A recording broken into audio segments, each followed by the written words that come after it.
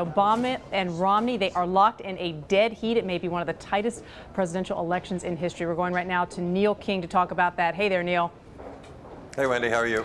I'm good. It is going to be a tight race. It could be a long night. New poll numbers out today. Tell us a little bit about what we're seeing. You know, we did our last national poll, and it shows them basically locked in a dead heat. I mean, Obama's up by a very tiny, not even a full percentage point, actually.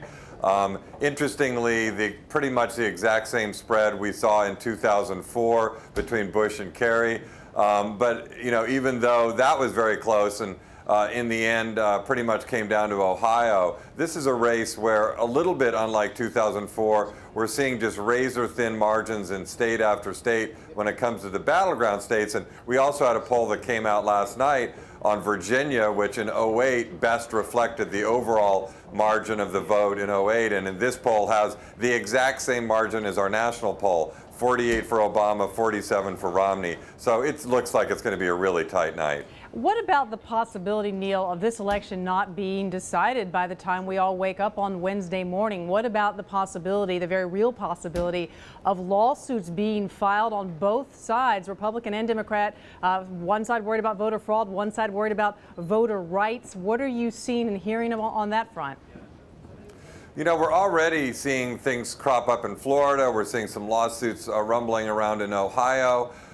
So there's that with you know, pushing for extended polling hours or disputes in Ohio over provisional ballots. But so there's that sort of thing. There's also just the fact that in Ohio, for instance, if you requested an absentee ballot but didn't then submit it but show up at the polls to vote, and at the moment there are about 250,000 of said people in Ohio, the ballot you then cast is a provisional ballot, which is only tabulated later. Obama won Ohio by about 200,000 votes. So you see there the possibility where that state may not potentially not be decided. There are also a bunch of states where if the margin is within a half a percentage point, Florida's like that, Ohio's like that, there's an automatic recount provision that kicks in. So we could also see that sort of thing take place depending on how close these states are. And Neil, aren't there a couple of counties where that everybody is watching particularly closely? Well, there's counties like that all over, and you know, political folks like ourselves love those counties. We've been running a series of stories. We have a front page one out today, kind of the end of that series, where we've been looking at 3 counties, Arapahoe County in Colorado, Hamilton County in Ohio, right around Cincinnati, and Volusia County in Florida.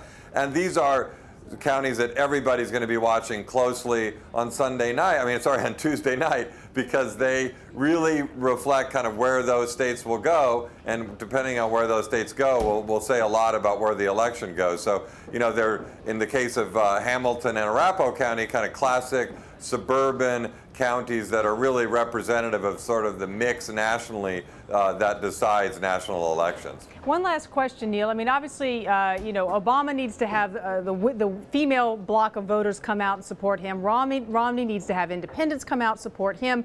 But there's also sort of a level of confidence you're seeing portrayed right now by the candidates. Romney's saying today, you know, Obama's re-election is not likely. I'm wondering how that confidence can manifest itself. Can it backfire if people think, done deal, I don't need to go to the trouble to go out and vote, my candidate is being particularly confident, maybe I don't need to vote?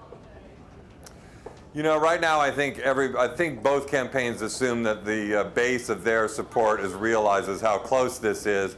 I think the confidence exuding that's going on, and there's a lot of it, is to really keep the spirits up among their volunteers, their organization on the ground, to really push hard. And and also I think voters tend to like to know that they're backing the guy most likely to win. And I think it's just good for both campaigns to be presenting the fact that they think they're going to win. But I do think this is a moment unlike 08 where both sides really do think they're going to win, and they can make the case, a pretty strong case, for why that could be the case. And it's an anomalous moment in that way. All right, Neil King, thanks so much. This will not be the last time we are talking to you. Going to be a long couple of days, maybe a long week for you.